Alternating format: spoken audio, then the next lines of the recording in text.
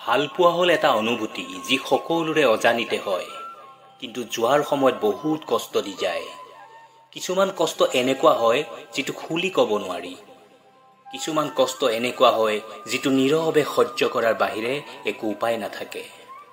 আৰু কিছুমান কষ্ট এনেকুৱা হয় যিটো লুকাই লুকাই চকু পানী মচিব লাগে, কিন্তু মানুহৰ আগত হহাৰ অভিনয় কৰিব লগা হয়। দলং আৰু দেৱাল একে উপাদানেৰে নিৰ্মাণ কৰা হয়, কিন্তু দলঙে মানুহক সংযুক্ত কৰে আৰু দেৱালে মানুহক বিভক্ত কৰে। দেখাততো সকলোৱে মানুহ, কিন্তু পাৰ্থক্য দলং আৰু দেৱালৰ দৰে। চেষ্টা কৰা যাতে দেৱাল নহয় দলং হ'ব পাৰা। মোক এৰি কেতিয়াও নাযাওঁ বুলি প্ৰমিছ কৰোৱা মানুহজনেই এদিন সকলোতকৈ আগত এৰি গুচি যায়। কোনোবাই বিচাৰিলেও নাপায় আৰু কোনোবাই পালেও গুৰুত্ব নুবুজে। তুমি যদি সত্য হোৱা সেইটো কেতিয়াও প্ৰমাণ কৰিব নাযাবা। মনে মনে অপেক্ষা কৰি থকা সময়ে তাৰ সঠিক উত্তৰ দিব। মানুহে যেতিয়া কোনো কাৰণত কাৰোবাৰ পৰা কষ্ট পায়, তেতিয়া মানুহে নিষ্ঠুৰ হ'ব শিকে। মানুহৰ জীৱনত কষ্টই হৈছে নিষ্ঠুৰ হোৱাৰ অন্যতম কাৰণ। ভাল পোৱাৰ ক্ষমতা সকলোৰে থাকিলেও মন বুজি পোৱাৰ ক্ষমতা সকলোৰে নাথাকে। তুমি যদি কাৰোবাক বহুত ভাল পোৱা, তেতিয়াহ'লে তেওঁক মুক্ত কৰি এৰি দিয়া। গুৰুত্ব আৰু অপেক্ষা দুয়োটাই দূৰত নোযোৱাকৈ বুজিব নোৱাৰি। কাষত থাকিলে দামী বস্তু সস্তা যেন লাগে। যিয়ে তোমাৰ কষ্ট দেখিও নীৰৱে স্থিৰ হৈ থাকিব পাৰে, তেওঁ তোমাৰ যিয়েই নহওক কিয় তেওঁ তোমাক কেতিয়াও ভাল পাব নোৱাৰে। সকলো সময়তে এনেকুৱা মানুহৰ লগত থকাৰ চেষ্টা কৰিবা যিয়ে তোমাক সন্মান দিয়ে, কাৰণ সন্মান বস্তুটো ভাল পোৱাতকৈ বেছি মূল্যৱান। খবৰ বেয়া বুলি কৈ কাৰণ বিশ্লেষণ কৰি থকাতকৈ ভালে আছো বুলি কৈ মনে মনে থকাই ভাল, কাৰণ মানুহে কেৱল সহানুভূতি দেখাব পাৰে, অনুভৱ কৰিব নোৱাৰে। অৱহেলা পোৱাৰ মানুহজনো এটা সময়ত জীয়াই থাকিব শিকি যায়। অপেক্ষা মাথো অলপ সময়ৰ। যিয়ে সোনকালে অতীত পাহৰিব পাৰে, সেইজনে সোনকালে সুখী হ'ব পাৰে। বিশ্বাসঘাতক কৰাজনক গালি নাপাৰি ধন্যবাদ দিয়ক, কাৰণ তেওঁৱে আপোনাক মানুহ চিনি পোৱা শিকাইছে।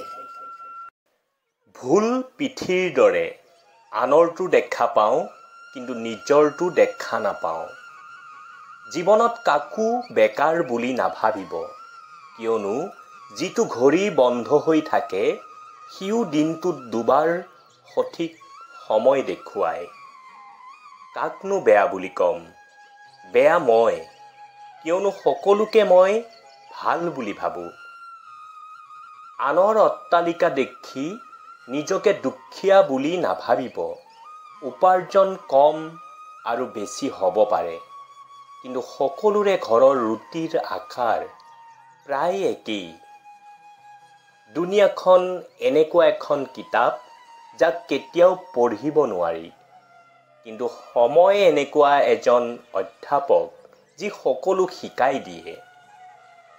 যি মানুহে আনক সন্মান দিয়ে তেওঁ আচলতে সন্মানীয়, কিয়নো মানুহে সেইটোহে আনক দিব পাৰে যিটো নিজৰ লগত থাকে। ঘোঁৰাৰ পিছত আৰু ধনী ব্যক্তিৰ আগত কেতিয়াও নাযাব, কিয়নো তেওঁলোকে যিকোনো সময়তে লঠিয়াব পাৰে।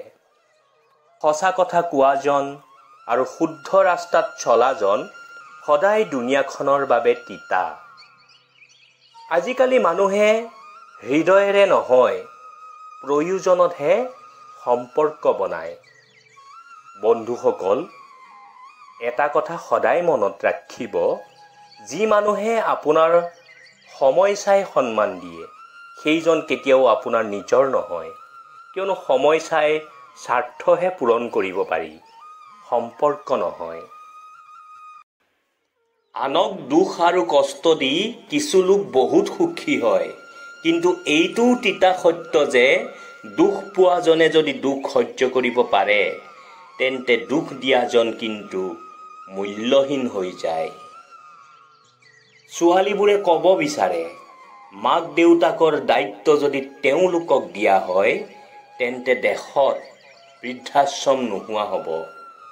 কিন্তু তাৰ ওপৰত নিৰ্ভৰ কৰিয়েই ক'ব বিচাৰিছোঁ, নিজৰ শাহু শহুৰক যদি মা দেউতা বুলি মানি লয়, দেশত কিয় গোটেই পৃথিৱীতে বৃদ্ধাশ্ৰম নোহোৱা হ'ব। ব্লাড বেংকেই এনেকুৱা এখন ঠাই য'ত জেনেৰেল, OBC, ST, SC, হিন্দু, মুছলিম আদি জাত আৰু ধৰ্ম বিষয়ে কোনো নুসুধে। সেয়ে ক'ব বিচাৰিছোঁ, পৃথিৱীৰ সকলো মানৱতা যেন তাতেই লুকাই আছে। এই কথাটো মানি চলিব।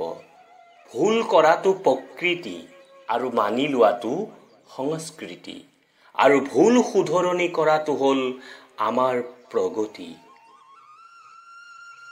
কি আচৰিত কথা নহয়নে? এটা আপেল সৰি পৰা দেখিয়েই নিউটনে মাধ্যাকৰ্ষণ শক্তি আৱিষ্কাৰ কৰিছিল, আৰু ইয়াত মানুহ সদায় পৰি আছে, কিন্তু কোনো মানৱতা বিচাৰি ল'ব পৰা নাই। প্ৰশ্ন যদি কিতাপত থাকে, উত্তৰো কিতাপতেই থাকিব। ঠিক তেনেকৈ সমস্যা যদি জীৱনত আছে, সমাধান জীৱনতে থাকিব। বেমাৰ যদি শৰীৰত থাকে, চিকিৎসাও শৰীৰতে হ'ব। এইটো আপোনাৰ ওপৰত নিৰ্ভৰ কৰিব যে আপুনি কেনেদৰে মানি ল'ব। জীৱনৰ এটা চিধা কথা, নিজৰ হিচাপে জীয়াই থকা, আনৰ মতে নহয়, কিয়নো মানুহ যিকোনো পৰিস্থিতিতে বদলি যায়। অপমানৰ প্ৰতিশোধ কাজিয়া কৰি নহয়, সন্মুখৰ ব্যক্তিজনতকৈ সফল হৈহে লোৱা যায়। মানুহে কয়, যদি আপুনি শকত হৈ গৈছে তেন্তে আপুনি বেছি খাইছে, আৰু ক্ষীণাইছে যদি কম খাইছে। আপুনি ভাল কাপোৰ পিন্ধিছে যদি ভাল দেখিছে, যদি সাধাৰণ কাপোৰ পিন্ধিছে তেন্তে আপুনি দুখীয়া। কোনো প্ৰভাৱ নপৰে আপুনি জীৱনত কি কৰিব, মানুহে আপোনাৰ বিষয়ে কথা পাতিবই। সেয়ে আপুনি সেইটো কৰক যি কৰিলে আপুনি সুখ পায়। মানুহে ভবা এই কথাবোৰ মূল্যহীন। টেনচন সিমানেই লোৱা যিমান ল'লে কামত আহে, ইমানো নল'বা যাতে জীৱনটোৱেই ধ্বংস হৈ যায়। জীৱনত সমস্যা অহাটো জীৱনৰ এটা অংশ, আৰু তাৰ পৰা হাঁহিৰে ওলাই অহাটো হ'ল জীৱনৰ কলা। জীৱনত সফলতা পাবলৈ কষ্ট কৰিব লাগিবই। চিৰিৰে ওপৰলৈ গৈ থাকিলে তলৰ চিৰিৰ পৰা ভৰি আঁতৰাব লগা হয়। দুখ মানুহৰ আটাইতকৈ ভাল বন্ধু। যেতিয়া লগত থাকে শিক্ষা দি যায়, আৰু যেতিয়া এৰি যায় তেতিয়া সুখ দি থৈ যায়। সহযোগ এক বিশেষ বস্তু। ইয়াক সকলোৰে পৰা পাম বুলি আশা নকৰিব, কাৰণ বহুত কম মানুহে মনৰ পৰা ধনী হয়। সকলোকে লগ লগোৱা শক্তি প্ৰেমতহে আছে, আৰু সকলোকে বেলেগ কৰাৰ শক্তি সন্দেহত আছে। সেইবাবে কেতিয়াও মনলৈ সন্দেহ নানিব। শৰীৰ শুদ্ধ হয় পানীৰ দ্বাৰা, মন শুদ্ধ হয় সত্যৰ দ্বাৰা, বুদ্ধি শুদ্ধ হয় জ্ঞানৰ দ্বাৰা, আৰু আত্মা শুদ্ধ হয় ধৰ্মৰ দ্বাৰা। মানুহৰ জীৱনত তিনিটা বস্তু বেছি বিশৃংখল হৈ থাকে। 1. মন, 2. মগজু, 3. ভাগ্য। যদি মনে কিবা বিচাৰে তেন্তে মগজুৱে তাক বিচাৰিবৰ বাবে সহায় কৰে, কিন্তু হয় সেইটো যিটো ভাগ্যত লিখা থাকে। যেনেকৈ নেমুৰ কেইটোপালমান ৰসে গাখীৰ আৰু পানী বেলেগ বেলেগ কৰি দিয়ে, ঠিক তেনেদৰে টকাৰ অলপমান অহংকাৰে পিতা পুত্ৰ, ভাই ককাই, বা ভনী আদি সকলো সম্পৰ্কক বেলেগ কৰি দিয়ে। সেয়ে সকলোকে কৈছোঁ, টকাৰ অহংকাৰ নকৰিব। কোনোবা এজনে হয়তো ঠিকেই কৈছিল, দুখীয়াই কেৱল সপোন দেখিবহে পাৰে, পূৰণ কৰিব নোৱাৰে। সুন্দৰ চেহেৰাৰ বাবে অহংকাৰ নকৰিব, কাৰণ আপোনাৰ মৃত্যুৰ পিছত আপোনাৰ নিথৰ দেহটো চুই সকলোৱে গা ধুইহে ঘৰত সোমাব। সকলোৰে জীৱনত দুখ কষ্ট আৰু সমস্যা থাকেই। এইবোৰক যদি আমি জীৱনটো নতুনকৈ সজাবলৈ ভগৱানে দিয়া উপহাৰ বুলি ভাবোঁ, তেতিয়া হয়তো জীৱনটো বেছি জটিল নহ'ব। আমাৰ জীৱনটো মাত্ৰ দুদিনীয়া, গতিকে দুদিনীয়া জীৱনটোত ইমান অভিমান কিহৰ? শেষত এটাই কম, কোনোবাই ভুল কৰিলে ক্ষমা কৰি দিব, আপুনি ভুল কৰিলে ক্ষমা বিচাৰিব।